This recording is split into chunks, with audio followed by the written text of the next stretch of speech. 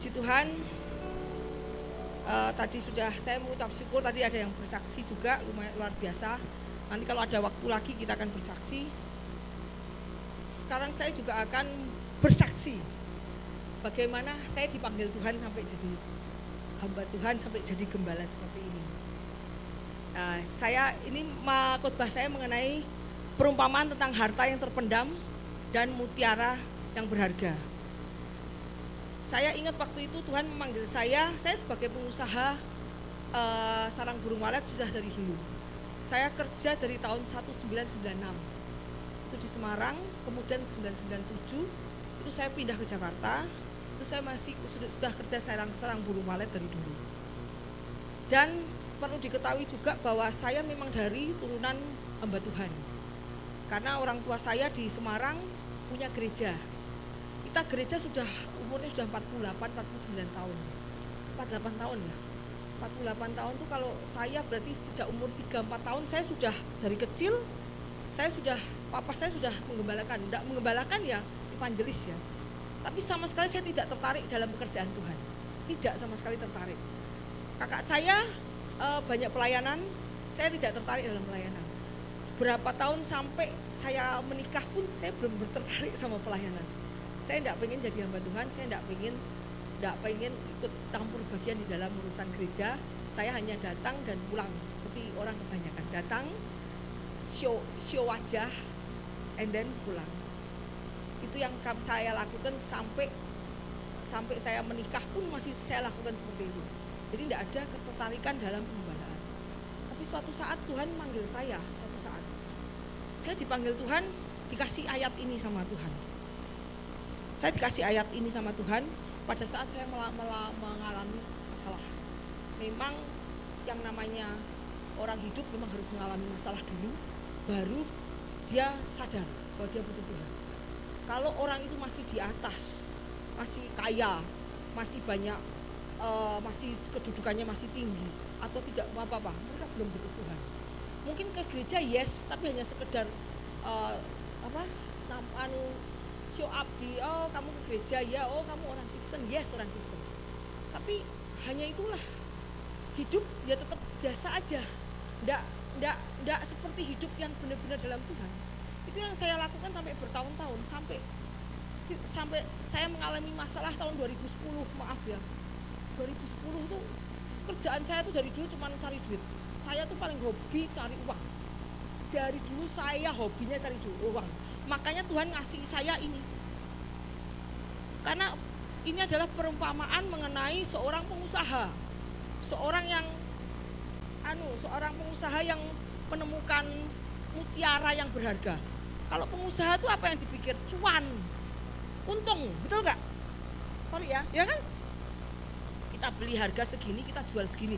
Wah, untungnya berapa ini? Wah, untungnya enak. Wah, ini untungnya sedikit, nggak mau ambil untung itu sedikit. Ini untungnya banyak. Ini kalau tak olah untungnya segini-segini. Jadi yang di otak saya tuh hanya untung, cuan. Jadi itulah kenapa Tuhan tuh luar biasa. Bagaimana penginjilan Tuhan? Saya melihat penginjilan Tuhan luar biasa. Pada pedagang dia mikir kamu pedagang, kamu mikir cuan. Oh ya, berarti kamu tak kasih ini. Pada saat Tuhan bertemu dengan orang yang menimba air, perempuan Samaria, bilang apa? Aku air kehidupan, aku air hidup. Kalau engkau minum air aku, engkau tidak akan haus lagi. Pada saat gembala kambing atau domba, akulah gembala yang baik. Jadi pada saat Tuhan ngomong ke saya, kamu pedagang, ini yang kamu akan menemukan mutiara yang berharga saat kamu menemukan kerajaan surga. Saya waktu itu tidak ngerti. Nah, kejadiannya pada saat tahun 2010, pada saat saya jatuh itu istilahnya gini. Pada saat itu saya sama suami tuh berantem terus sama Pak Budi tuh berantem terus. Tahun 2010 suatu saat kami mau bercerai. Tahun 2010 kami mau bercerai. Saya sudah bilang kayaknya aku nggak bisa hidup sama kamu. Kenapa? Kamu pendekar, aku anaknya pendeta. Walaupun aku sama Tuhan enggak terlalu itu, tapi aku tahu hukumnya Tuhan enggak boleh gini ya tahu gitu loh. Oke. Tapi kalau dia sudah beda, jadi nggak bisa, kita bertengkar terus, nggak ada ngalah, nggak ada yang namanya pengusaha itu nggak bisa ngalah. Kalau tek harus jadi. sekarang harus jadi berangkat gitu. Jadi waktu saat saya Pak Budi waktu kita berantem, terus akhirnya waktu kita mau ngomong, yaudah kita bercerai, oke bercerai. Habis itu bilang yaudah kalau mau bercerai silahkan. Ya kita telepon orang tua. Aku pikir mau telepon orang tua, udah enak. Dibilang kenapa? Lah kamu kan yang milih sendiri. Waduh, salah lagi aku. Akhirnya aku bilang, waduh aku telepon Tuhan deh. Akhirnya saya hanya berdoa sama Tuhan. Saat itu saya berdoa sama Tuhan. Tuhan, gimana Tuhan ini gitu? Tuhan saat itu menyalahkan, bukan Pak Budi, menyalahkan saya. Kenapa? Kamu tidak taat sama firman. Taat sama apa lagi Tuhan? Aku tidak melakukan apa-apa, aku gini. Aku sesuai firman-Mu. No, dia bilang Tuhan, enggak, kamu yang salah. Pada saat firman itu tidak dilakukan, saat itu akan terjadi ketidakberesan. Apa firman-Nya Tuhan? Saat itu jujur saya tidak pernah baca Alkitab. Saya memang, tapi saya jarang baca Alkitab. Isinya kerja. Saya tidak pernah keluar negeri. Kalau keluar negeri harus dapat cuan. Saya keluar negeri hanya ke Hong Kong. Singapura, Hong Kong. Kenapa? Karena saya bawa sarang burung berapa karung gitu. Saya jual di sana, pulang bawa duit. Diajak Pak Budi ke Israel saya nggak pernah mau. Habisin duit kan.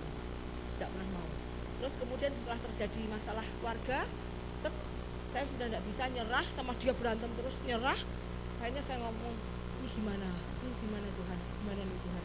Pak Budi juga kita sudah sepakat, terus kemudian suruh ngomong orang tua bilang, aku tidak berani bilang orang tua, karena orang tua pasti bilang, kamu sudah pilih pasangan sendiri ya bertanggung jawab sama pasangan. Saya nggak berani bilang orang tua, saya hanya duduk di kaki Tuhan. Saat itu saya duduk di kaki Tuhan malah nyalahkan saya. Saat itu saya dengar Tuhan nyalahkan saya, bukan nyalahkan Pak Budi, nyalahkan diri saya. Kenapa? Kamu terlalu dominan, kamu tidak mau ngalah orangnya, dan kamu terlalu otoriter. Jadi tidak boleh.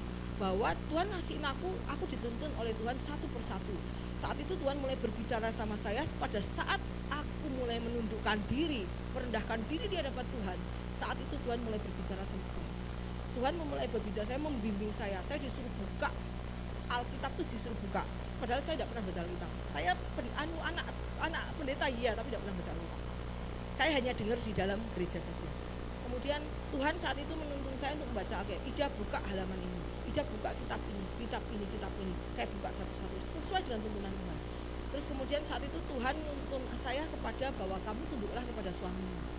Kamu sebagai istri harus tunduk sama suamimu. Saya baru lihat. Terus Tuhan menuntun saya tetap. Habis ini suruh buka ini. Pokoknya tuntunan saya itu bukan dari pendeta, bukan dari, saya sudah ke gereja ya. Saat itu saya di gereja di Nafiri. Waktu tahun 2000-an itu saya masih sudah di Nafiri. 2000-an saya sudah di Nafiri, tapi saya tidak dekat sama gembalanya, tidak dekat sama pendetanya. Saya hanya duduk di kaki Tuhan saat itu. Saya kepaksa saya hanya berdoa, nangis sama Tuhan. Saat itu Tuhan mulai bukakan satu-satu ayat-ayat Alkitab yang saya tidak pernah baca. Kemudian saya baca, Tuhan bilang lakukan. Oke, Tuhan. Setiap ayat yang Tuhan kasih ke saya baca, saya lakukan. Tuhan kasih lagi, hari kedua saya lakukan. Tetapi ternyata memang ayat Alkitab itu mengandung kuasa mujizat.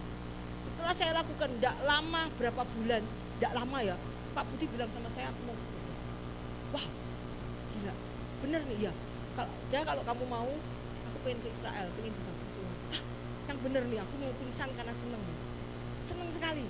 Susah loh nobatin orang itu susah, tapi saat itu saya suka, seneng sekali. Ya sudah, saya kumpulin duit, kita pergi ke Israel. Itu hari pertama kita dibaptis oleh Nafiri. Di sana dibaptis oleh Nafiri, terus habis pulang dari Israel tuh mulai Pak Budi mulai rajin baca Alkitab tiap hari, nggak pernah bolos Alkitab terus mulai imannya mulai rajinnya kelihatan. Pulang dari Israel mulai puasa 40 hari. Pak Budi itu puasa 40 hari 40 malam, dan pulangnya dari Israel enggak hanya puasa aja, diganggu setan. Yes, setiap malam dia teriak-teriak diganggu setan, karena setan enggak mau, iblis tidak mau dia bertobat. Setiap malam pulang dari Israel tuh seminggu diganggu setan lagi. Dia tuh sering dikasih mimpi. Pak Budi tuh punya karunia mimpi. Jadi selalu dikasih mimpi, teriak-teriak dalam mimpi, tolong, aku dideketin lah. Aku yang di sebelahnya, kenapa? Tak tumpangi tangan, dalam nama Yesus, dah keluar. itu berkali-kali itu. Jadi pulang dari Israel dia mulai diganggu setan, terus mau diambil rohnya, mau diambil terus. Dia selalu dikasih karunia mimpi karena terlalu sering, dan tak lihat dia imannya udah mulai baca Alkitab, mulai imannya meningkat. Lama-lama aku diemin, nanti dia harus belajar sendiri, nangking sendiri. Benar, setelah aku diemin lagi, akhirnya dia bisa melepaskan diri sendiri dari setan yang setiap hari datangi dari mimpinya. Dia lepasin sendiri, dia berhasil. Dan saya lihat begitu dia intensitasnya luar biasanya dalam imannya, tak suruh sekolah Alkitab. Akhirnya begitu sekolah Alkitab dia suka, dan kemudian lulus sampai doktor. Dan kemudian saya juga menemani dia sekolah Alkitab. Karena dulu kita waktu sekolah di Warrior di Amerika Serikat, itu Pak Budi paling malas kalau sekolah. Selalu ngepek ke nyontek kalau ada PR, kamu PR-nya apa ya, nyontek, selalu nyontek saya. Dan kalau tidak ditepani nanti kabur, aku pikir, wah ini kalau tidak ditepani kabur, tak temenin dulu biar tidak kabur. Begitu saya lihat dia di sekolah kita tidak kabur malah, kok malah tambah rajin, buat paper, buat ini, saya kalah rajin malah. Terus kalau ke sekolah udah semangat sekali, wah tak lihat nih kok malah rajin. Akhirnya saya yang keluar dari sekolah kita karena aku harus fokus sama kerjaan. Nah saat itu setelah pertobatan itu banyak yang Tuhan uji dari saya. Jadi kalau kamu pertobatan tidak gampang. Pertobatan tuh kamu kedagingannya harus dimatikan dulu. Itu harus dimatikan dulu. Tidak bisa kamu bertobat terus habis bertobat kamu hidup senang enak-enak. Oh tidak ada. Yang nama pertobatan Tuhan tuh uji. Apakah kamu benar-benar bertobat? Apakah kamu hanya bertobat kemudian umat atau balik lagi, tapi kedagingan kita tuh dihancurkan dulu sampai kita tidak punya apa-apa, nothing, kita lost semuanya, hanya punya Kristus. Wow, itu kedagingan yang harus dihancurkan dulu. Dan saya dihancurkan pelan-pelan karena Tuhan bilang sama saya gini, Ida, aku mau ngajarin kamu bahwa kerajaan surga itu seperti seorang pedagang yang menemukan tentang harta yang terpendam dan mutiara yang berharga. Karena aku tahu kamu mikirnya cuan, mikirnya untung. Ya memang dari dulu aku mikirnya memang cari duit. Saya getol cari duit dari kecil, dari dulu, dari sekolah, dari setelah kuliah sampai sekarang sudah enggak ya. Sejak saya pengembalaan saya sudah enggak. Sejak sekolah sampai sebelum saya bertobat, saya enggak pernah mau kemana-mana. Makanya sekarang pun saya enggak pernah senang ke luar negeri. Kenapa? Karena sudah hobi di rumah, sudah hobi cari duit udah senang cari duit sudah menjadi gaya hidup saya. Jadi udah enggak begitu senang jalan-jalan, senang yang aneh-aneh, enggak. Kenapa? Dari dulu sudah bertahun-tahun kehidupan saya sudah begitu. Jadi saya mau menceritakan bagaimana Tuhan memanggil saya sebagai pedagang, sebagai seorang pengusaha yang ternyata sangat enjoy melayani Tuhan. Itu loh. Jadi kadang-kadang orang mikir, kok kamu yang tadinya dagang kok tiba-tiba kok jadi pendeta? Kadang kan orang bingung, tidak kok jadi pendeta aneh gitu. Dulu kan kamu sukanya mikir cari uang, sekarang kok tiba-tiba aneh. Mari kita belajar tentang perumpamaan tentang harta yang terpendam dan mutiara yang berharga. Lanjut. Tuhan saat itu berkata sama saya, menguji saya waktu kami bertobat, itu ujian selalu ada, pasti ada, untuk supaya kita ya kayak pohon anggur itu dikikis-kikis ranting-rantingnya, jelek-jelek dikikis sama Tuhan supaya dia berbuah banyak, berbuah lebat. Kita lihat ya, yuk kita baca ayatnya. Matius 13 ayat 44, hal kerajaan surga itu seumpama harta yang terpendam di ladang, ditemukan orang lalu dipendamkannya lagi. Oleh sebab sukacitanya, pergilah ia menjual seluruh miliknya, lalu membeli ladang itu. Demikian pula hal kerajaan surga itu seumpama seorang pedagang yang mencari mutiara yang indah. Setelah ditemukannya mutiaranya yang sangat berharga, ia pun pergi menjual seluruh miliknya, lalu membeli mutiara itu. Jadi dia rela menjual seluruh miliknya untuk membeli mutiara itu. Nah, padahal kalau dilihat mutiara itu, dia tahu bahwa nilai mutiara itu sangat berharga daripada seluruh miliknya. Akhirnya dia rela menjual miliknya untuk membeli tanah itu yang ada di mutiaranya. Jadi seperti seorang pedagang yang menemukan harta, dipendem lagi supaya ada orang nggak tahu, kemudian aku menjual untuk membeli tanah itu. Karena tanah itu masih murah dibandingkan dengan harga mutiara yang kita temukan tadi. Itu Tuhan ngajarin aku, Ida, seperti itu. Karena Tuhan ngomong sama aku sebagai pedagang yang sukanya cari cuan. Jadi Tuhan melihat bahwa kerajaan surga itu seperti cuan yang lebih besar daripada seluruh harta di dunia ini. Dari situ Tuhan mengajarkan saya. Terus banyak yang Tuhan ajarkan, apakah kamu rela kehilangan hartamu yang berharga, mobilmu, rumahmu, macam-macam, semuanya Tuhan akan uji. Dari situ saya bisa melihat bahwa kita diuji kedagingan kita sampai habis, baru kita tahu pertolongan Tuhan itu luar biasa. Sampai tangan saya kebakaran, ini adalah puncak terakhir. Saya menyesal, aku tidak trust Tuhan. Wow, tanganku kebakar ini adalah penyesalan saya yang saya tidak percaya sama Tuhan. Itu terakhir, nanti kita kesaksian. Kemudian ya kita lanjut. Nah, apa arti perumpamaan ini? Perumpamaan ini adalah harta terpendam dan mutiara berharga itu adalah Yesus Kristus. Keindahan mutiara itu mewakili karakter Kristus yang bersinar dalam terang. Kemuliaan dan sifat-sifat Allah kebenaran Kristus tidak ada cacat dan noda. Kita tahu bahwa Yesus datang ke dunia untuk nebus orang-orang yang berdosa. Yesus itu tidak ada cacat, tidak ada satupun berbuat dosa, sehingga dia layak untuk jadi korban sembelian. Pak, kita tahu kalau pada zaman perjanjian lama, korban sembelian harus unblemished. Unblemished itu tidak bercacat celah. Domba kambing yang tidak bercacat celah. Kalau ada cacatnya udah nggak bisa. Makanya Yesus itu adalah seorang yang tidak punya dosa, yang bisa menebus orang berdosa. Orang berdosa tidak bisa menebus orang berdosa. Tidak ada pekerjaan manusia. Keindahan mutiara mewakili keindahan karakter Kristus. Yang kemudian Rasul Paulus katakan nilai dari Yesus bahwa Yesus itu ada di atas semua harta karun, yaitu kebijaksanaan, pengetahuan, takut akan Tuhan adalah awal dari hikmat dan pengetahuan. Petrus mengeteguhkan kata-kata Paulus bahwa kita tidak ditebus oleh barang yang fana seperti emas dan perak, tetapi oleh darah yang mahal, yang suci, tidak bercacat celah, seperti mutiara yang putih dan tanpa noda dan celah. Kita tahu bahwa the fear of God is the beginning of knowledge. Apakah semua pengetahuan di dunia ini asalnya dari Tuhan? Jadi kadang-kadang, wah kamu enggak sekolah, enggak bisa. Nuh sekolah enggak? Kalau enggak, kenapa Nuh bisa membuat bahtera? Siapa yang ngasih tahu Nuh membuat bahtera? Kalau enggak Tuhan sendiri. Apakah Nuh sekolah insinyur? Tidak. Jadi pengetahuan di dunia ini berasal daripada Tuhan. Kenapa? Mereka berasal dari malaikat yang jatuh, yang pun dikasih semua kemampuan oleh Tuhan untuk memerintah di alam semesta. Karena malaikat yang jatuh itu mengajarkan kepada anak-anak manusia, sehingga terjadilah pengetahuan seperti ini. Asalnya dari siapa? Dari Tuhan juga. Kita tahu bahwa dulu tidak ada sekolahan, kenapa orang bisa begini, bisa membuat ini, bisa membuat ini. Dari Tuhan. Jadi the beginning of knowledge adalah fear of God. Ya. Kemudian kita lanjutkan. Nah, kita lihat ya, semua kebutuhan dan kerinduan manusia itu dapat dipuaskan dalam Kristus untuk di dunia ini maupun dunia yang akan datang. Janji Yesus apa? Carilah dahulu kerajaan surga dan kebenarannya, maka semuanya akan ditambahkan padamu.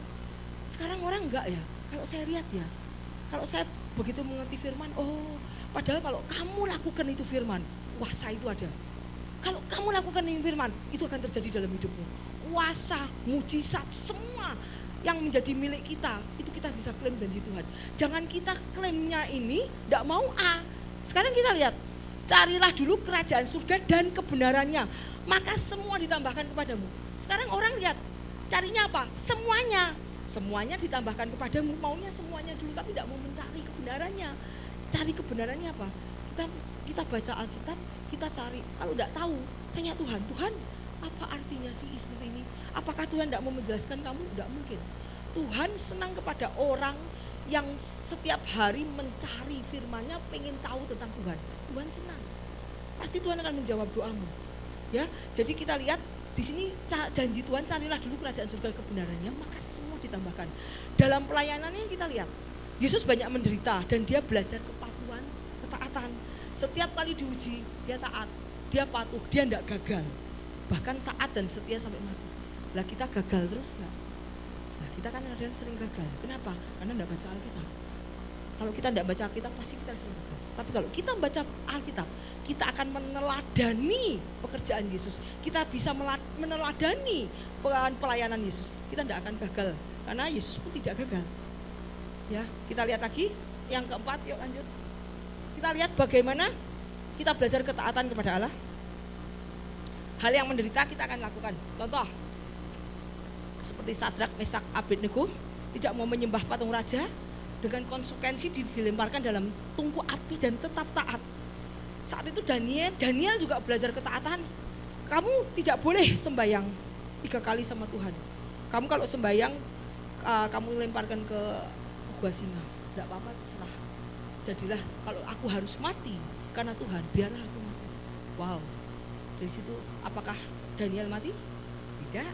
Apakah Sadrak, Mesak, Abednego mati? Tidak. Karena dia disertai Tuhan. Pada saat engkau membela Tuhan, tidak mungkin Tuhan tidak menyertai. Pasti Tuhan akan menyertai. Dari situ lihat kita ketaatannya kepada Tuhan, kita diuji. Apakah kita taat atau kita mempertahankan nyawanya kita. Tadi bilang barang siapa yang mempertahankan nyawanya, dia akan kehilangan nyawanya. Tapi barang siapa yang kehilangan nyawanya karena aku, dia akan memperolehnya. Wow, itu adalah prinsip kerajaan surga. Jangan sampai kita lupa, jangan sampai kebalik-balik. Karena Tuhan kalau berjanji tidak pasti akan menggenapi. Ayo kita lanjut. Kita lihat mutiara. Nah, mutiara yang indah, yang tidak ternilai. Saya punya mutiara di sini, tapi ini bukan mutiara ya. Ini mutiara. Mutiara yang indah itu berasal dari sebutir pasir. Sebutir pasir yang masuk ke dalam kerang. Dia kikis kerang sehingga kerangnya itu akhirnya karena ada benda asing masuk, dia sakit. Kemudian dia mengeluarkan enzim, mengeluarkan cairan yang disebut kalsium karbonat untuk menyelimuti pasir kecil itu. Tahu nggak? Jadi kerang itu ya. Jadi kerang itu kalau ada sebutir pasir masuk, dia merasa sakit, merasa nggak enak, ada benda asing masuk ke dalam dia. Dia dikasih lendir sampai bulat-bulat. Yang namanya kalsium karbonat itu membuat dia untuk supaya enggak, kalau kita keselak gitu sakit, supaya dia seperti adunya sendiri, seperti cairannya sendiri yang masuk. Jadi kerang pun itu dipakai Tuhan untuk ini caranya ini seperti cara Tuhan untuk memakai kita. Dia dikasih benda yang asing yang menggocoh kamu, yang menggesek kamu, yang apapun yang membuat kamu menderita. Supaya apa? Kamu timbul seperti emas murni, imanmu langsung timbul. Jadi prinsip kerang ini luar biasa. Kita lihat lagi, kita lihat dari kerang itu dari ini, jadi dia bisa menimbulkan sebutir pasir yang melintasi menyebabkan itu, kemudian kita lihat bahwa dia bisa setelah kita belak kita bisa keluar kerang. Karena apa? Dari yang disakiti, dia akan kuat, iman itu kuat. Kita tidak jadi anak-anak gampang, tapi kita akan jadi anak-anak yang tangguh. Karena apa? Banyak penderitaan, goncangan itu yang membuat kita terus naik, tidak gampang lembek. Kenapa? Kita jadi mengandalkan Tuhan, bukan mengandalkan diri kita sendiri. Kita lanjut yuk. Nah ini yang keenam, pedagang mewakili suatu kelas. Seorang yang sungguh-sungguh mencari kebenaran dan kepuasan jiwa. Yesus adalah jalan kebenaran dan hidup. Contoh pedagang yang kaya. Kita lihat pedagang yang kaya namanya Cornelius. Seorang kaya yang ingin mencari kebenaran. Cornelius itu ingin mencari kebenaran. Dia membaca kitab Yesaya dan tidak tahu. Sama Tuhan disuruh ke Simon Petrus. Dan Simon Petrus yang disuruh ke sana.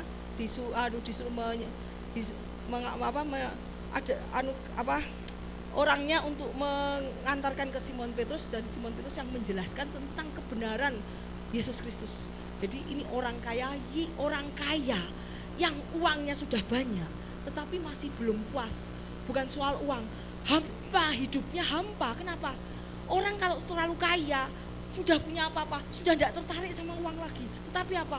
Kok hidupku hampa ya, ada yang kurang apa? Aku membaca kitab Yesaya dan aku tidak tahu. Saat itu malaikat Tuhan berbicara dan untuk pergi ke Simon Petrus, dan Simon Petrus menjelaskan dia soal kitab Yesaya dan dia terpuaskan. Karena apa? bagaimana Simon Petrus menjelaskan mengenai Yesus, hidup Yesus, sehingga dia bisa dari orang kaya itu bisa mendapat kebenaran lewat Simon Petrus. Kemudian kita lihat lagi di Kisah Para Rasul 10 ayat 11, yaitu Filipus dan Sida-sida Ethiopia.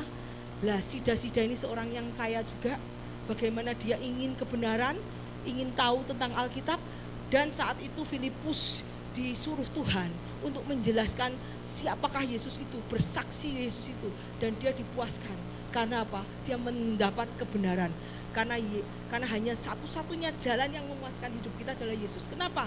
Karena roh kita belong itu apa? Dimiliki oleh Dia. Roh kita tuh pemiliknya yang di sana. Jadi hanya terpuaskan kalau di sana. Kalau ada campur tangan dari yang di atas, ya. Jadi kita lihat bagaimana dia dibaptis, kemudian begitu dia percaya, Sida-sida itu percaya oleh keterangan dari Filipus, dia dibaptis. Kemudian kita lanjut. Nah, kita lihat bahwa pedagang itu mempunyai kearifan. Lihat mutiara itu asli atau tidak. Nah, sekarang ya, kalau orang kan lihat mutiara itu asli atau tidak. Kalau asli kan berat. Kalau tidak asli kan ringan ya. Nah, kita lihat juga bagaimana kita mau orang Kristen bisa dilihat asli tidaknya. Dari mana? Dari mana? Dari Roh Kudus. Seorang dari kita apa? Punya hikmat yang Roh Kudus. Kita lihat ya, kita baca ini.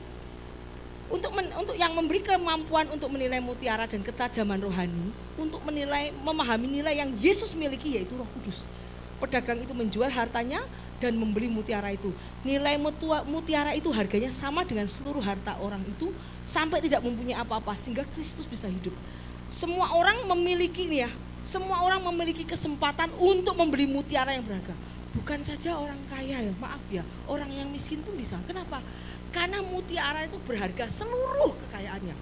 Kalau orang miskin punyanya 100.000, ya mutiara itu berharga 100.000. Kalau orang itu mempunyai 1 triliun, ya mutiara itu berharga 100 triliun. Mutiara itu bisa dibeli seharga kekayaan orang itu. Jadi mutiara itu berharga seluruh kekayaannya. Jadi kalau kan tidak mungkin setiap satu orang yang satu dengan orang yang lain kekayaannya sama, tidak mungkin ya. Tidak mungkin. Kalau si Richard kekayaannya 100 juta, mutiara itu berharga 100 juta. Misalnya Pak Budi kekayaannya 5 miliar, ya mutiara itu berharga 5 miliar. Kalau ini misalnya kekayaannya cuma 100.000, ya mutiara itu berharga 100.000 sesuai dengan apa yang dia miliki, semua yang dia miliki. Jadi mutiara itu bisa dimiliki setiap orang, seharga seluruh kekayaan orang itu. Kita lihat, ya semua orang memiliki kesempatan untuk membeli mutiara itu. Injil Kristus adalah berkat yang dimiliki setiap orang. Yang termiskin mampu sebaik yang terkaya untuk membeli keselamatan karena harganya sama semua. Cara memperolehnya dengan kepatuhan yang rela, memberi diri kita sendiri kepada Kristus sebagai pembeliannya kepemilikan mutiara. Ketika kita menyerahkan semua yang kita miliki, ingat ini yang penting poin ini. Ketika kita menyerahkan semua yang kita miliki, Yesus juga menyerahkan semua yang dia miliki. Wow, kita dibuat barter. Mau enggak pedagang barter sama kerajaan surga? Mau, aku Tuhan aku maju dulu. Bener gak? Bener gak? Pedagang disuruh barter. Kalau aku menyerahkan seluruh kekayaanku kepada Tuhan, Tuhan akan menyerahkan seluruh kekayaannya kepada kita. Mau? Mau. Mau? Nah, mau. Gila, lihat nih. Kita lihat lagi. Ketika kita menyerahkan semua yang kita miliki, Kristus akan memberikan semua yang Dia miliki kepada kita. Wow, itu pertukaran yang bagus. Kita akan memiliki apa yang Yesus miliki. Wow, mau Tuhan, aku bilang mau. Contoh pengusaha yang kaya raya, dia punya banyak harta dan sedih. Karena Yesus berkata kepada orang itu menjual hartanya dan bagi ke orang miskin untuk mengikuti Yesus. Jika kita melepaskan harta dunia, kita akan memperoleh harta di surga. Berapa banyak yang kita harus tinggalkan untuk menjadi murid Kristus? Ayo, kamu bilang mau, tetapi ingat, diuji enggak sama Tuhan? Langsung begitu, langsung pertukaran terjadi, langsung kesekep, enggak bisa. Uji dulu sama Tuhan. Ya toh? Nah, kita lihat. Lanjut. Tuh. Lanjut. Tuh, ini adalah syarat mengikuti Yesus. Syarat mengikuti Yesus gampang nggak? Ayo, nggak gampang loh. Barang siapa mengasihi Bapa, ibunya lebih daripada aku, tidak layak bagiku. Barang siapa mengasihi anaknya laki-laki dan perempuan lebih daripadaku, ia tidak layak bagiku. Terus kemudian Tuhan bilang, carilah dahulu kerajaan Allah dan kebenarannya, maka semuanya akan ditambahkan. Tuhan tidak mau. Tuhan, aku tambahkan dulu, aku kasih dulu Tuhan, baru aku cari dulu. Oh, tidak bisa. Itu prinsip kerajaan surga, tidak bisa dibalik-balik. Tuhan, aku mau B-nya dulu, A-nya belakangan. Oh, tidak bisa. Harus kamu lakukan A, kamu dapat B. Kamu cari dulu kerajaan surga dan kebenarannya, baru kamu dapat B. Semuanya akan ditambahkan, bukan dibalik-balik. Nah, menyerahkan semua yang menjadi penghalang hubungan kita dengan Kristus. Yesus tidak ingin kita membuang harta, teman, kerabat, tetapi mengajarkan bahwa prioritas kita adalah Yesus dan tidak ada yang boleh menghalangi hubungan kita dengan Yesus, meskipun itu suami sendiri, itu istri sendiri, anak sendiri, atau orang tua sendiri. Sanggup? Sanggup? Nah, sekarang kalau sudah pertukaran bingung. Dulu waktu Pak Budi, waktu kita mau sama Pak Budi, saya bilang, kamu kalau masih suka dunia ini silahkan kamu pergi dan tinggalkan rumah ini dan bersuka-suka citalah dengan dunia. Dan ingat, jangan khawatir, aku tetap nunggu kamu, karena aku percaya kamu pasti akan balik lagi ke aku. Aku bilang gitu sama dia. Aku yakin kamu pasti balik lagi ke aku. Karena dunia ini tidak akan bisa memuaskan kamu. Waktu saya sama Pak Budi waktu dulu bertengkar mau bercerai, aku akan tetap menunggu kamu. Dan kamu carilah dunia ini dengan keindahannya terserah. Tapi aku tidak akan nikah lagi, aku akan nunggu kamu. Aku percaya kamu nunggu, kamu pasti balik. Nggak usah pergi, dia sudah langsung balik. Karena saya selalu melakukan firman. Karena Tuhan yang konselingi saya. Ida baca buka ini, oke baca. Lakukan, ya Tuhan. Ida baca buka ini, udah lakukan. Jadi akhirnya cepet banget dia bertobat. Kalau ada yang hubungan yang suami istri yang kurang cepat bertobat, itu kamu harus mulai lakukan firman, karena firman itu mengandung kuasa. Yuk kemudian lanjut. Upah mengikuti Yesus, lihat nih, upah mengikuti Yesus. Markus 10 ayat 29-30, jawab Yesus, aku berkata kepadamu, sesungguhnya setiap orang yang karena aku dan karena Injil meninggalkan rumahnya, saudaranya laki-laki atau saudara perempuan, ibunya atau bapaknya, anaknya laki-laki atau ladang. Ladang itu apa? Pekerjaan. Siapa yang mengutamakan pekerjaan lebih daripada Tuhan, dia tidak layak bagi Tuhan. Maaf.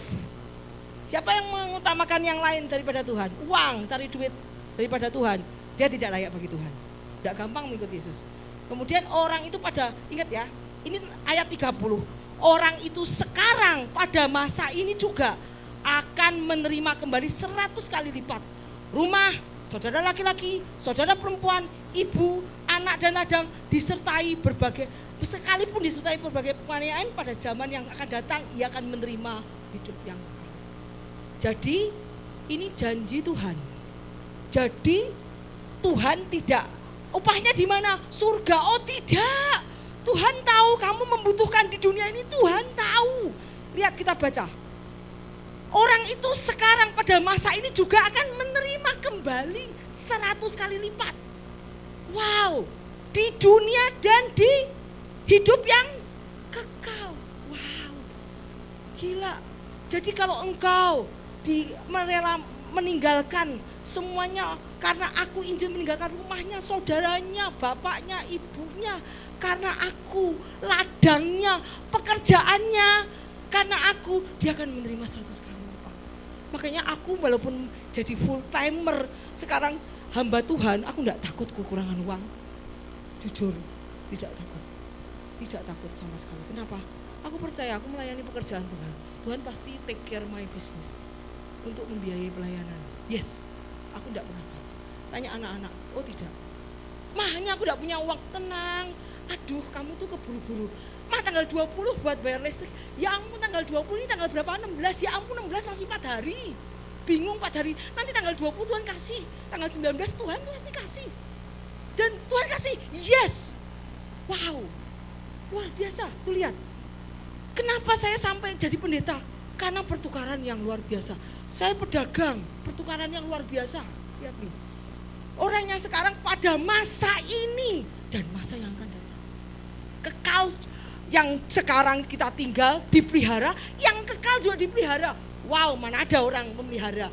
Besok ya, nanti pensiunmu, nek kamu umur 80 tahun, 90 tahun, tak pelihara. Ada enggak orang yang memelihara pensiun kita? Enggak ada. Asuransi aja belum tentu bisa ditarik, maaf ya. Ya toh? Maaf loh ya, yang asuransi kadang-kadang belum tentu bisa ditarik. Ini mendapatkan pahala sekarang yang datang. Wow, dahsyat. Kemudian kita lanjut. Barang siapa mengasihi bapa dan ibunya lebih daripada aku, ia tidak layak bagiku. Barang siapa mengasihi anaknya laki-laki dan perempuan lebih daripada aku, ia tidak layak bagiku. Barang siapa tidak memikul salibnya mengikut aku, ia tidak layak bagiku. Barang siapa mempertahankan nyawanya, ia akan kehilangan nyawa. Barang siapa kehilangan nyawanya karena aku, ia akan mempertahankan. Wow, dahsyat. Kita lanjut. Nah, ini lagi hidup oleh roh. Bagaimana Tuhan pengen kita mematikan kedagingan kita, sehingga kedagingan kita tuh mati, hidup kita hanya sejajar sama Tuhan, sejajar, selevel dengan Kristus. Wow, mau enggak hidup selevel sama Kristus? Wih, mau enggak? Kita bisa melakukan perbuatan-perbuatan seperti yang Kristus lakukan, mau enggak? Mau banget. Tuhan, aku mau banget, gitu. Kalau kita jadi manusia tuh hanya jasmani, flesh and blood, darah dan daging, nggak bisa kemana-mana. Tetapi kalau kita bisa melakukan pekerjaan seperti Tuhan lakukan, jadi hiduplah oleh roh, karena Tuhan itu roh, Yesus itu roh. Kita lihat ya, cepetan ya. Sedemikian tidak ada penghukuman bagi mereka yang ada di dalam Kristus. Dalam Kristus itu ada di dalam Kristus Yesus. Hidupnya seperti Yesus. Jadi jangan bilang, oh saya sudah percaya Yesus, jadi saya tidak dihukum. Yes, semua orang juga percaya. Setan percaya enggak sama Yesus? Percaya. Tapi setan tidak mau melakukan, setan rebel, menolak terus, tidak mentaati hukum Kristus. Setan pun percaya. Jangan bilang orang aku percaya kamu tidak ada dihukum. Oh tidak bisa. Orang yang di dalam Kristus Yesus, di dalam Kristus Yesus itu hidupnya seperti Kristus. Kemudian roh yang memberi hidup telah memerdekakan kamu dari hukum dosa. Sebab apa yang tidak mungkin dilakukan hukum Taurat telah dilakukan oleh Allah dengan jalan mengutus anaknya sendiri dalam daging, yang serupa dengan daging dikuasai oleh dosa, karena dosa ia telah menjatuhkan hukuman atas dosa dalam daging, supaya hukuman Taurat yang digenapi dalam kita tidak hidup menurut daging lagi, tetapi menurut roh. Sebab ingat, mereka yang hidup menurut daging memikirkan hal-hal yang daging, mereka yang hidup roh memikirkan hal-hal yang dari roh. Karena keinginan daging adalah maut, tetapi keinginan roh adalah hidup, damai dan sejahtera. Keinginan daging adalah perseteruan dengan Allah. Jadi kalau daging dengan roh tidak bakal bisa nyambung, pasti berantem terus. Kita pengennya melakukan kehendak Tuhan, yang satu pengennya melakukan kehendak dunia, ikut kata dunia, pasti berantem terus. Ia tidak takluk, ingat nih, daging tidak bisa takluk kepada hukum Allah, karena memang tidak mungkin. Jadi kalau kamu tidak bisa takluk kepada firman, berarti hidupmu masih menurut daging, karena tidak mungkin. Lihat, ya tak? Mereka yang hidup dalam daging tidak mungkin berkenan kepada Allah. Mereka yang hidup dalam daging tidak mungkin berkenan kepada Allah. Tetapi kamu tidak hidup dalam daging, melainkan dalam roh. Karena jika roh Allah diam di dalam kamu. Tapi jika orang tidak memiliki roh Kristus, ia bukan milik Kristus.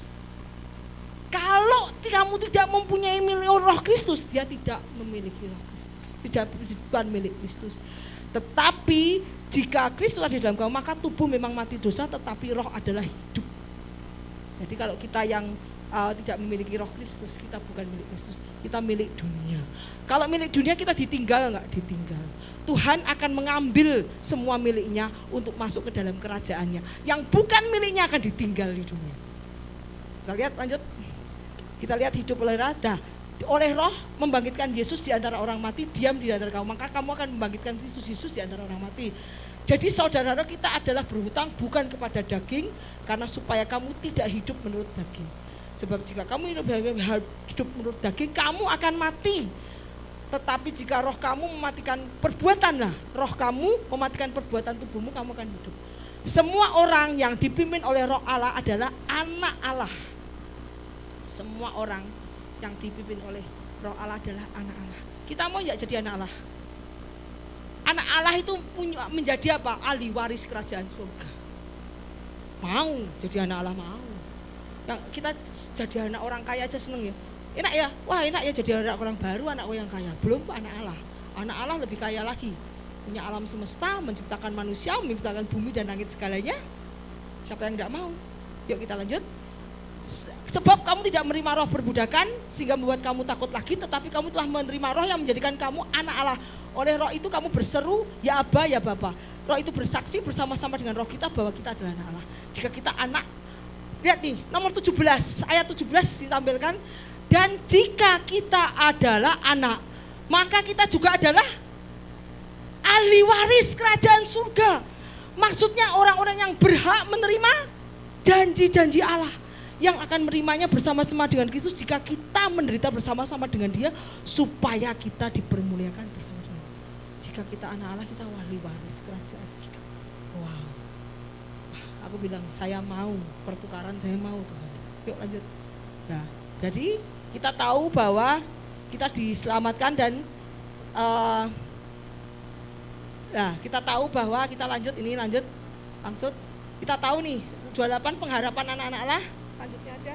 Kita tahu sekarang bahwa Allah turut bekerja mendatangkan kebaikan bagi setiap mereka yang berkasih Dia, yang terpanggil. Sebab semua orang, lihat nih yang 29.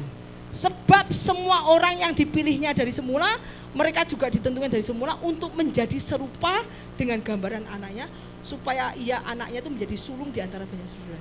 Jadi Yesus, kita bisa memanggil Yesus kakak. Kokoh Yesus, kenapa? Kita adiknya.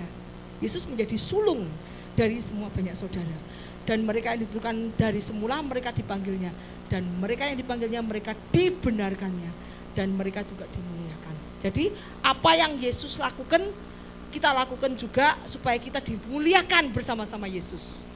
Jadi itu itu adalah pengharapan kita. Nah, kita lihat lagi nih, kita lihat bahwa Tuhan sudah tidak menyayangkan anaknya sendiri. Tidak ada yang bisa memisahkan kita. Nah, kita lihat di ayatnya yang kita lihat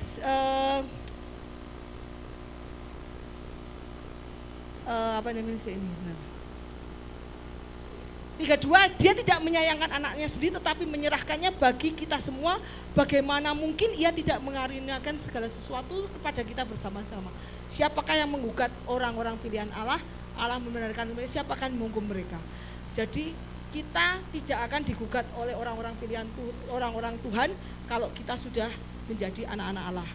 Bahkan yuk kita lanjut aja, tidak ada ini kita lihat yang ayat 35 kita baca bahwa ini akan terjadi. Siapakah yang akan bisa memisahkan kita dari kasih Kristus? Penindasan, kesesakan, penganiayaan, kelaparan, ketelanjangan, bahaya atau pedang? Seperti ada tulis, engkau ada, karena engkau kami ada, dan bahaya maut sepanjang hari kami telah dianggap sebagai domba sembelihan. Pada akhir zaman pun nanti kita juga akan dianggap sebagai domba sembelihan seperti Yesus.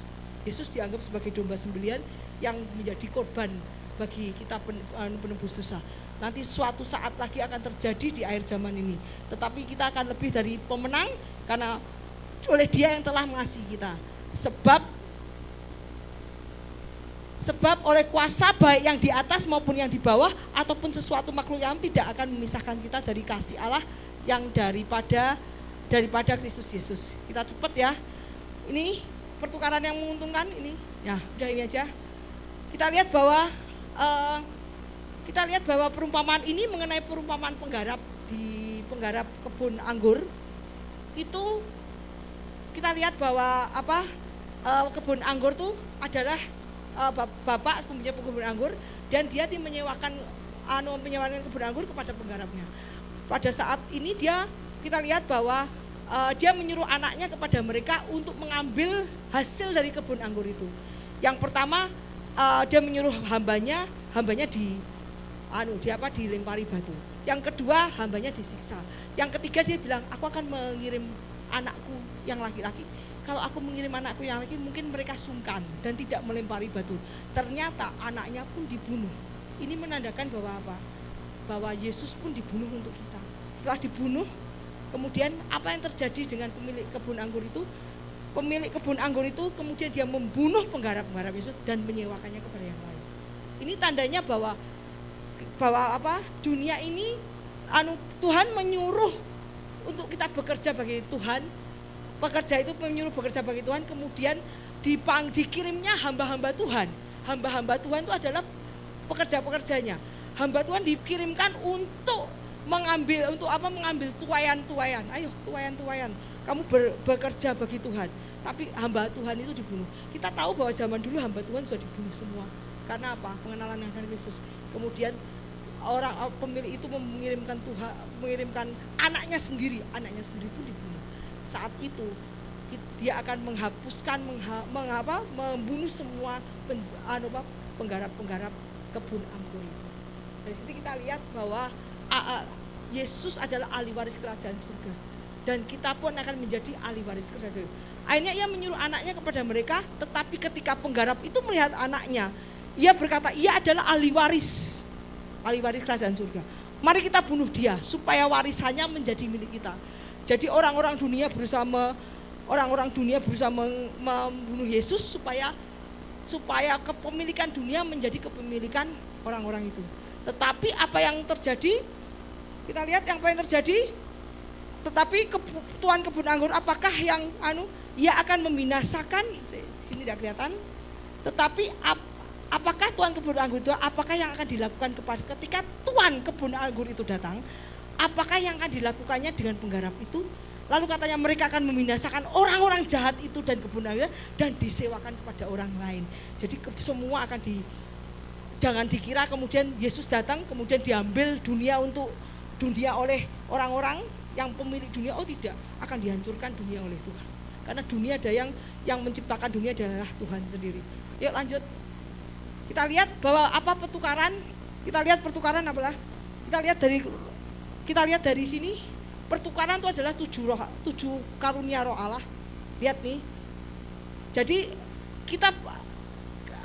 Tuhan sudah memberikan kita 7 karunia roh Allah, yaitu Roh Kudus.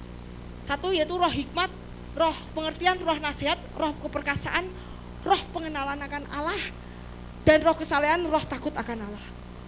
Jadi ini adalah kuasa Roh Kudus. Itu adalah harta yang tak ternilai harganya. Kenapa? Kita lihat ayatnya di sini.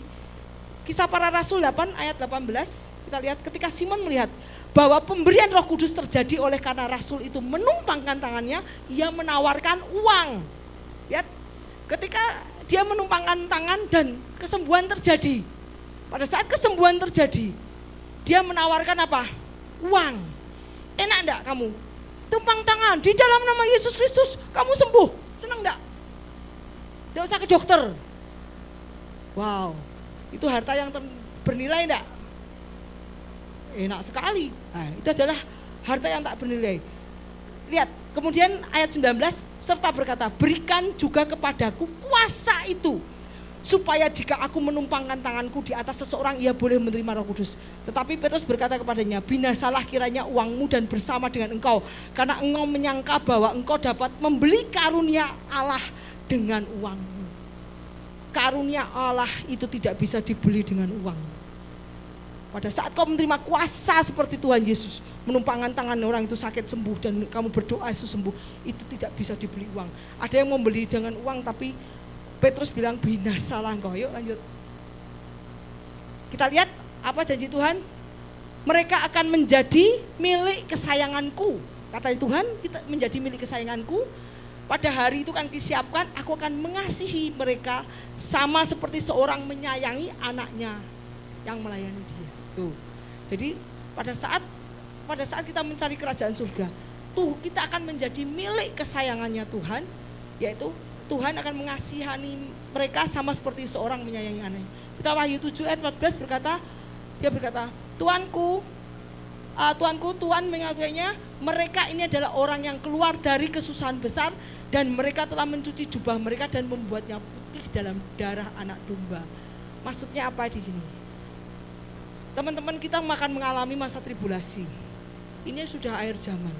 Kita akan memasuki masa tribulasi, tetapi ingat, Tuhan berjanji bahwa pada zaman masa tribulasi kita masuk tapi tidak akan terus masuk ke dalamnya. Anak-anak Tuhan akan keluar dari masa tribulasi. Lihat nih, masa tribulasi adalah masa kesusahan besar. Orang-orang yang menjadi milik Tuhan akan dikeluarkan dari masa penyiksaan, masa tribulasi. Tetapi orang-orang yang milik dunia akan ditinggal di bumi. Lihat nih, jadi kita lihat di Wahyu 7 ayat 14. Mereka ini adalah orang yang keluar dari kesusahan besar, yang telah mencuci jubah mereka dan membuatnya putih di dalam darah anak domba. Jadi orang yang percaya kepada Yesus, yang hidup menurut roh dan menjadi milik Kristus akan keluar dari tribulasi, yaitu dengan apa? Dengan rapture, pengangkatan. Tetapi orang yang menjadi milik dunia akan tertinggal di bumi. Kita lihat, mereka yang tertinggal di bumi harus mengalami kesusahan besar, kesengsaraan, karena unsur keduniaan harus dimusnahkan dulu. Unsur keduniaan harus dimusnahkan dulu. Yuk lanjut, lihat nih, janji lagi Tuhan. Ini yang saya senang di sini. Jikalau kamu tinggal di dalam aku, Yesus bilang, jikalau kamu tinggal di dalam aku dan firmanku tinggal di dalam kamu, mintalah apa saja yang kamu kehendaki dan kamu akan menerimanya. Wow, enak ya. Saya ditanya orang, Bu Ida depositonya mau, saya tidak punya uang, deposito saya di surga. Kenapa? Pada saat saya minta ke surga, Tuhan ngasih. Jikalau kamu tinggal di dalam aku, Yesus bilang, dan firman Yesus tinggal di dalam aku, mintalah apa saja yang kamu kehendaki, kamu menerimanya. Ini janji. Wow, aku bilang, saya ditanyai deposito ada, enggak ada. Investasi, enggak ada. Saham, enggak punya. Punyanya di mana? Di kerajaan surga.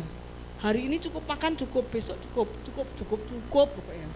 Lihat nih, saya lagi, ini ayat kesayangan saya juga.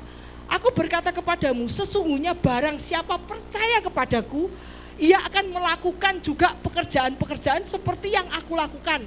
Bahkan pekerjaan yang lebih besar daripada itu. Sebab aku pergi kepada Bapa.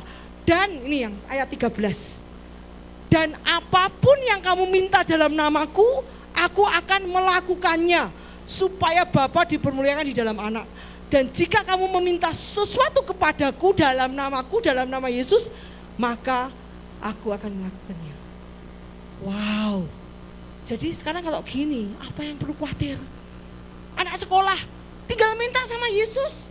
Tuhan, aku butuh anak sekolahku kapan? Tanggal 30 Tuhan. Tuhan kasih tanggal 30. Tapi jika kau percaya kepadaku dan melakukan pekerjaan seperti yang Yesus lakukan. Kamu melakukan pekerjaan yang Yesus lakukan enggak? Kalau enggak, minta enggak dikasih ya jangan ngomel. Karena ada A dapat B, ada A dapat B. Jika kamu tinggal di dalam aku, firmanku tinggal di dalam kamu, mintalah, ada A dapat B. Ini ada A dapat B. Lah kamu melakukan A enggak? Nek kamu enggak melakukan A, jangan nuntut sama Tuhan. Klaim janji Tuhan, kamu klaim janji apa? Lah kamu melakukan ini ya. A-nya dilakukan enggak? Kalau enggak jangan klaim. Tapi kalau kamu melakukan A-nya kamu lakukan. Tuhan, aku mau klaim janjimu. Kasih, yes, itu yang dikasih. Itu yang terjadi dalam hidup saya. Makanya saya tidak pernah khawatir untuk menatap hari depan. Yuk lanjut. Kita lihat, manusia dinilai berharga. Bahkan kenapa manusia dinilai berharga? Berapa investasi yang surga sudah keluarkan untuk mencari kita? Wow, kita dianggap berharga loh sama Tuhan loh. Sampai surga heboh begitu Adam dan Hawa jatuh dalam dosa, betul? Surga heboh loh, langsung mengasihi program penyelamatan manusia. Wow, berarti kita dianggap berharga. Lihat nih, berapa besar investasi yang dikeluarkan oleh surga, oleh Tuhan untuk membeli, menebus manusia yang hilang. Sampai anaknya sendiri dikirim, bukan oleh barang emas dan perak, enggak. Karena Tuhan yang menciptakan semua. Emas dan perak ciptaan Tuhan, enggak bisa untuk menebus. Hanya dengan darah yang unblemished, yang tidak berdosa. Siapa darah yang berdosa? Kalau enggak Tuhan sendiri. Manusia semua berdosa. Kita yang menebus harus orang yang tidak berdosa. Berarti ya Allah sendiri yang turun. Allah sendiri yang turun untuk menebus. Wow, berarti dia melihat kita berharga. Kenapa tidak dibuang aja, ciptakan lagi? Berarti dia melihat kita berharga. Di mata Tuhan kita berharga. Sehingga investasi besar dikeluarkan oleh kerajaan surga untuk menebus kita. Wow, luar biasa. Ya, ini sisi lain Tuhan menjadi pedagang. Kenapa kita merasa berharga? Karena nilai yang diberikan Yesus kepada kita dianggap berharga di mata Tuhan. Wow, manusia itu dianggap berharga di mata Tuhan. Makanya iblis cemburu. Setan itu cemburu sama kita manusia. Kenapa? Pada saat aku jatuh dalam dosa, engkau tidak mencari aku. Tetapi pada saat Adam dan Hawa jatuh dalam dosa, engkau mencari aku. Bahkan surga heboh, investasi besar, sampai anaknya dikirim untuk menyelamatkan manusia. Berarti manusia dianggap berharga. Kita lihat ya, sudah di-pay lunas, kita sudah dibayar. Ingat, dosa kita sudah dibayar lunas. Jadi hidup kita bukan milik kita lagi, tapi milik Kristus. Kita lihat bahwa Kristus sudah victory, menang atas temptation, godaan, sudah menang atas godaan, sudah menang atas dosa. Yesus sudah menang atas dunia. Yesus sudah menang atas penderitaan. Yesus sudah menang atas kematian. Kita lagi menderita sedikit aja ngomel. Ini Yesus lihat nih, sudah menang atas godaan, menang atas dosa, menang atas dunia, menang atas penderitaan, suffer, menderita, menang atas kematian. Yesus sudah menang semua, sehingga dia sudah mengalahkan maut, dan dia sudah bisa menebus manusia. Makanya akhirnya pengorbanan Yesus untuk menebus sudah dibayar lunas. Dia bilang ke Bapak, Bapak, apakah pengorbananku sudah cukup untuk menebus manusia? Ya, sudah cukup. Berarti sekarang aku minta kembali hak warisku atas dunia dan atas manusia. Yes, manusia yang percaya kepadamu itu yang akan menjadi milikmu. Manusia yang tidak percaya kepadamu tidak menjadi milikmu, akan menjadi milik dunia. Kita mau percaya sama Tuhan apa mau menjadi milik dunia? Kalau menjadi milik dunia nanti ada akhirnya. Yuk lanjut. Nah ini kemudian ya, siapa yang percaya kepada berita? Ya, kita lihat ini. Tetapi sesungguhnya penyakit kita ditanggungnya, kesengsaraan kita dipikulnya, padahal dikira dia kena tulah, padahal dia adalah di sama surga, investasi surga yang diturunkan untuk menebus kita. Yuk lanjut, kelamaan ini.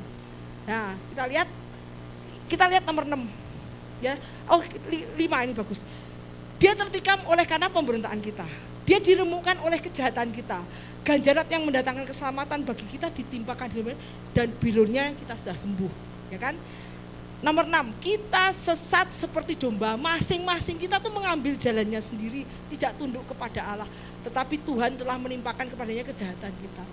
Jadi kita tuh berdosa, manusia tuh berdosa, manusia mengambil jalannya sendiri, tapi kesalahan kita ditimpakan oleh Yesus. Yesus yang dihukum oleh kesalahan manusia. Yuk kita lanjut yuk. Nah, kemudian kita lihat bahwa ini kita lihat bahwa Yesus pun dihukum mati bersama dengan 2 orang kriminal. Yesus dianggap kriminal padahal dia tidak kriminal. Gitu? Ya, orang menempatkan kuburnya di antara orang fasik dan matinya di antara penjahat. Sekalipun ia tidak berbuat kekerasan, tipu tidak ada di mulutnya. Bagaimana Tuhan direndahkan bersama dengan kriminal, padahal Tuhan itu tidak berbuat dosa sama sekali. Itu penderitaan sudah dia lakukan untuk kita. Kita lihat yuk lanjut. Nah, sekarang kita lihat apa janji Tuhan lagi buat anak-anaknya. Sebab sama seperti langit yang baru dan bumi yang baru akan kujadikan dan tinggal di hadapan. Demikian firman Tuhan, keturunanmu dan namamu akan tetap.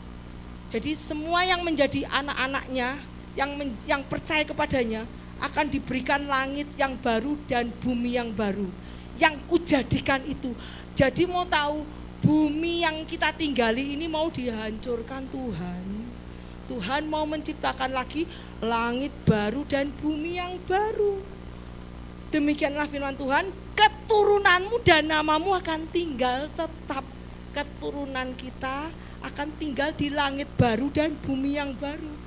Bulan berganti bulan, sabat berganti sabat, maka seluruh umat manusia akan datang untuk sujud menyembah di hadapanku. Kenapa? Karena Tuhan akan membuat pemerintahan yang baru, yang menjadi rajanya adalah Yesus sendiri. harusnya yang menjadi raja Yesus sendiri. Dan Yesus akan membuat pemerintahan baru yang menjadi rajanya adalah Yesus sendiri. Mereka akan keluar dan akan memandangi, lihat nih, ini penting ini. Mereka akan keluar dan akan memandangi bangkai orang-orang yang telah memberontak kepada Yesus. Orang-orang yang memberontak kepada Yesus apa? Mereka akan keluar memandangi bangkai orang-orang yang telah memberontak kepada Yesus. Di situ ulat-ulatnya tidak akan mati dan apinya tidak akan padam, maka semuanya akan menjadi kengeringan bagi semua yang hidup. Orang-orang yang memberontak pada Yesus akan ditinggalkan di dunia dan pada masanya dia akan dilempar ke neraka, ke lautan api. Dan orang-orang yang pilihan Tuhan akan memandangi bangkai orang-orang yang telah melawan Tuhan, yang tidak taat. Kita lihat lanjut. Nah, ini untuk orang yang menolak Yesus, kita lihat untuk orang yang menolak Yesus. Wahyu 9 ayat 13, kita tahu sungai Efrat sudah mulai mengering. Kalau sungai Efrat sudah mengering, Tuhan akan melepaskan keempat malaikat di sungai Efrat untuk mengadakan pembinasaan. Lihat nih, kita lihat bacanya ayatnya. Wahyu 9 ayat 13-21. Lalu malaikat yang keenam, kita baca ayatnya. Lalu malaikat yang keenam, ya ini kita baca. Lalu malaikat yang keenam meniup sangkakalanya dan aku mendengar suara keluar dari keempat tanduk. Lepaskanlah keempat malaikat yang ada di sungai besar Efrat. Dilepaskannya keempat malaikat itu disiapkan bagi jam, hari, bulan, dan tahun untuk membunuh sepertiga dari umat manusia. Siapakah sepertiga itu? Umat-umat yang bukan pilihan Tuhan. Kemudian, dan jumlah tentara itu 20.000 raksa, aku mendengar jumlah mereka, dan demikian aku melihat dalam penglihatan ini kuda-kuda orang yang menunggangi berbaju sirah, kepala kudanya sama seperti belerang, dan oleh ketiga malapetaka itu, lanjut yuk. Ini ya ini. Oleh ketiga malapetaka yang sebelumnya tadi. Ini adalah tempat penjaranya malaikat. 4 malaikat yang dipenjarakan oleh Tuhan, dia dipenjarakan di dasar sungai Efrat.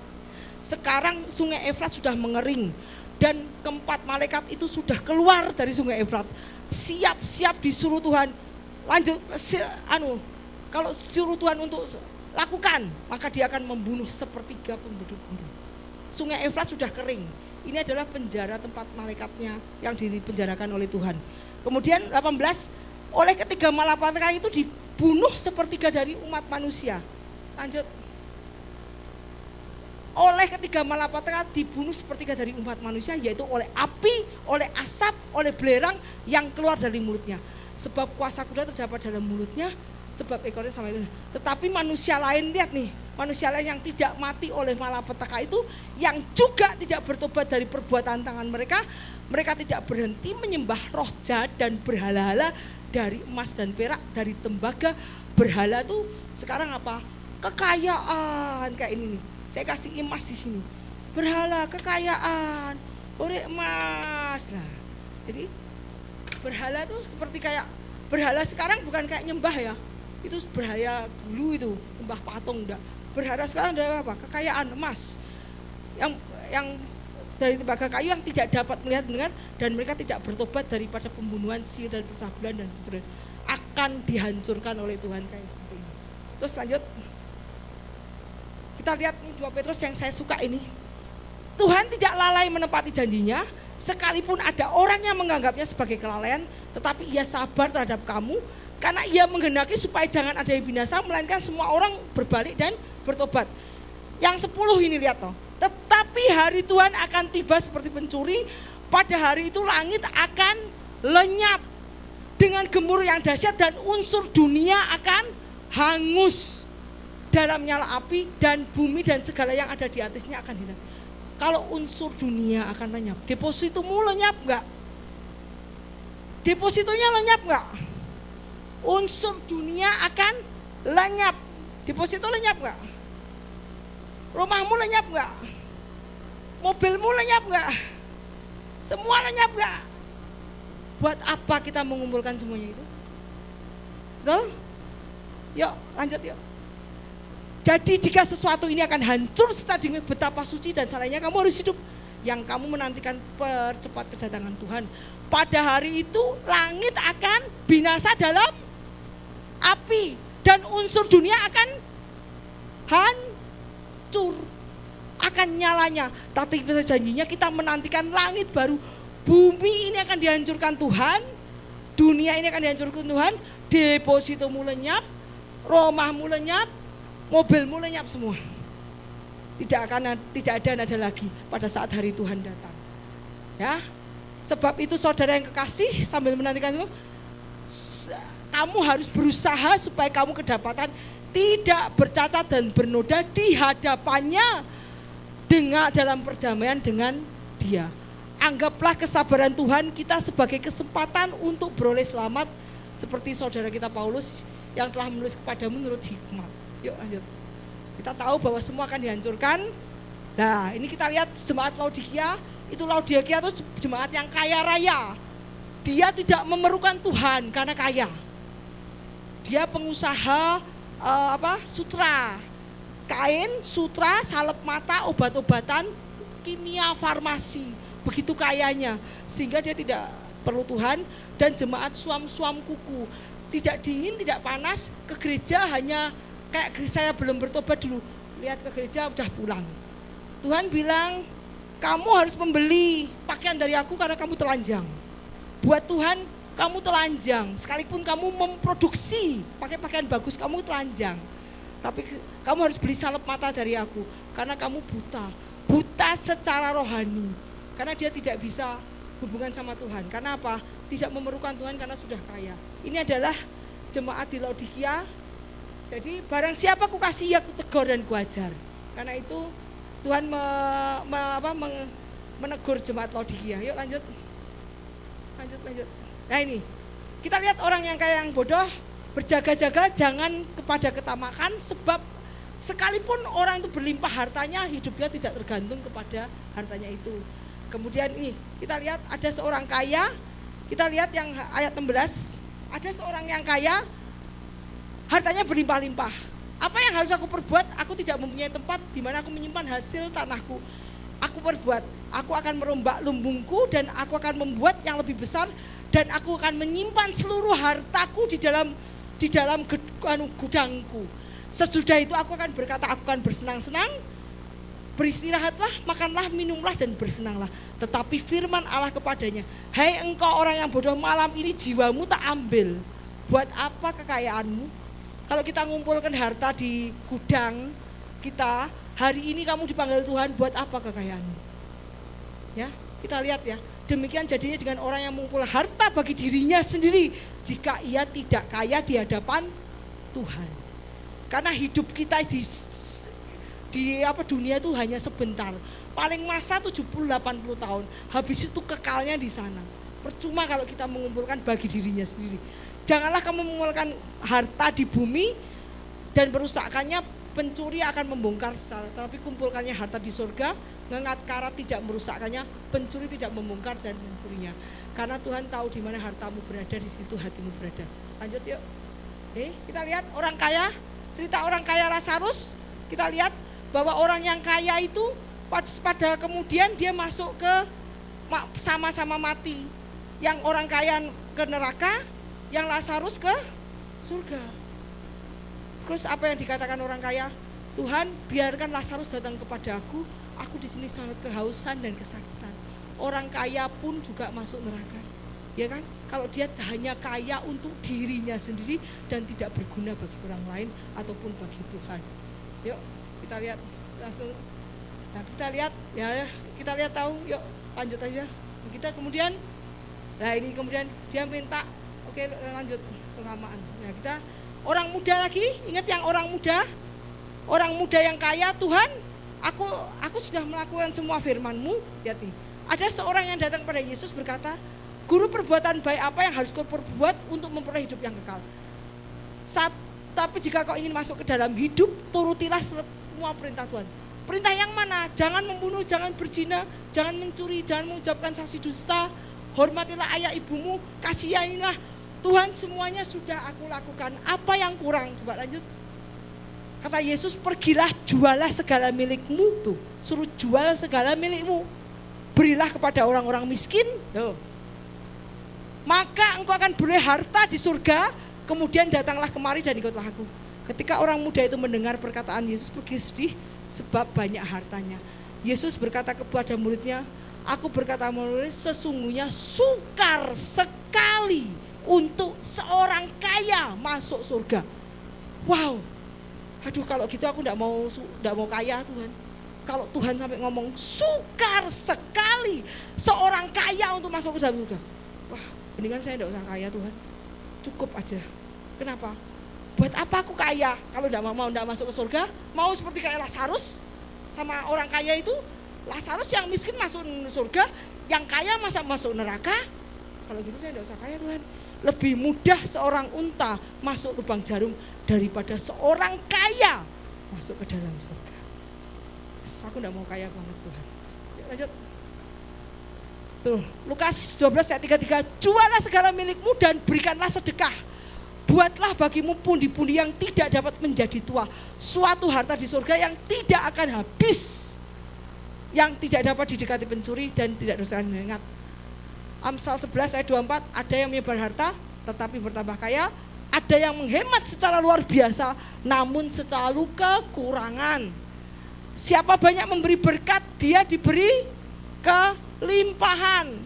Makanya saya sangat senang memberkati orang, karena saya tahu saya akan dilimpahi berkat sama Tuhan. Karena ini janji Tuhan. Siapa memberi berkat, dia akan diberi kelimpahan. Maka ditanyain, Bu Ida uangnya banyak, kamu kalau lihat ATM-ku nangis deh. Tetapi everyday selalu ada berkat untuk saya. Karena siapa yang memberi berkat, dia diberi kelimpahan. Siapa memberi minum, ia sendiri akan diberi minum. Terus sia-sialah kamu bangun pagi-pagi dan duduk sampai jauh malam dan makan roti yang diperoleh dengan susah payah. Sebab ia memberikan kepada yang dicintainya pada waktu tidur. Jadi orang yang dicintai Tuhan, enggak usah capek-capek kerja pagi, siang, malam, akan diberikan rezeki sama Tuhan sekalipun dia tidur. Wow. Karena akar segala kejahatan adalah cinta uang, sebab oleh memburu uanglah beberapa orang telah menyimpang dari iman dan menyiksa dirinya dengan berbagai duka. Tidak bisa seorang mengabdi kepada Tuhan, karena jika demikian ia akan membenci seseorang dan mengasihi yang lain. Kamu tidak bisa mengabdi kepada Tuhan dan kepada mamon, uang. Tuh. Jadi kita harus menentukan, saya cepat sekali dah. Kita harus menentukan posisi kita mau mengabdi kepada uang atau mengabdi kepada Tuhan. Ini adalah buat saya, saya bilang sama Tuhan, Tuhan, ketika saya mencari kerajaan surga dan kebenarannya, wow. Ya, wow, ketika saya mencari kerajaan surga dan kebenaran, wow, so amazing. Saya tidak pernah takut, tidak pernah, waktu kebakaran ini saya kan takut. Sering roh ketakutan tuh menghantui saya takut kehilangan rumah, takut ini, sehingga terjadi gini. Sekarang, begitu saya melihat waktu saya kebakaran, luka bakar ini, saya takut kehilangan rumah saya, karena saya lagi bangunnya dengan setengah mati. Tetapi saat saya ketakutan itu, bukan membuat saya lebih baik, tapi malah tangan saya kebakar. Karena saya merelakan diri saya sendiri lagi, madamin api. Tapi pada saat saya di rumah sakit, saya bisa melihat kanan kiri saya itu luka bakarnya parah-parah. Saya luka bakar hanya 25% atau 30%. Ada yang luka bakar sampai 40%, saya 25%. Ada yang luka bakar sampai 40%, sampai mukanya rusak. Ada satu orang kaya, arsitek, dia pemborong bangunan, uangnya banyak. Ketemu sama saya, Ibu, Pak, kamu kok bisa sebadai seperti ini, kenapa? Bu, saya itu dulu saya itu pemborong. Dia bilang bukan orang kaya sih, dia pemborong. Saya pemborong bangunan. Saya biasanya beli satu tanah, saya bikin petak, terus saya jualin. Dapat untung. Saya itu lagi lihat proyek saya. Lagi jalan-jalan di proyek saya, ada kabel itu lenter gitu loh. Tak pegang, saya lagi lihat mau ngecek proyek saya tuh sampai di mana. Megang kabelnya proyek itu ternyata listrik. Dan begitu listrik, karena listriknya kan 220, kakinya habis, ini sudah habis semua, tidak ada kulit, tinggal tulang tok. Tak kaki ini dua-duanya, satu apa dua, yang satu ini habis banget, yang satu ini enggak. Saya lihat, aduh ya ampun, orangnya yang tadinya gagah jadi kecil banget. Terus aku bilang gini, terus gimana Bu, rukonya yang saya bangun saya jual semua, enggak cukup Bu untuk mengobati saya. Sekarang saya harus minta ini belas kasihan dari orang, saya minta donasi dari Korea untuk saya bisa dioperasi. Itu seorang yang kaya, rela mengorbankan tubuhnya untuk uang. Akhirnya dia menjual seluruh hartanya untuk ngobati juga kurang. Wow, dari situ saya nangis sama Tuhan. Tuhan ampuni aku Tuhan. Ternyata semua yang Tuhan berikan kepada kita, hidup kita, tubuh kita, tangan kita, kaki kita, kesehatan kita, itu berharga. Kita lupa bahwa itu adalah suatu anugerah. Pada saat kita kehilangan itu semua, baru kita nyadari bahwa itu adalah anugerah. Jadi kita lihat bahwa semua yang Tuhan berikan itu adalah anugerah. Pergunakanlah itu untuk nama Tuhan. Pergunakan itu untuk menyenangkan Tuhan. Sehingga pada saat Tuhan akan menyebut kita menjadi anaknya, anak pilihannya, ahli waris kerajaan Allah. Siapa yang mau jadi ahli waris kerajaan Allah? Saya mau Tuhan. Ya tak? Karena ahli waris kerajaan Allah berhak menerima janji Allah, berhak menerima berhak mendapatkan seperti yang Yesus dapatkan. Saya mau menjadi pertukaran, menjadi pengusaha yang mendapatkan mutiara yang berharga. Dan Yesus memberkati. Yuk.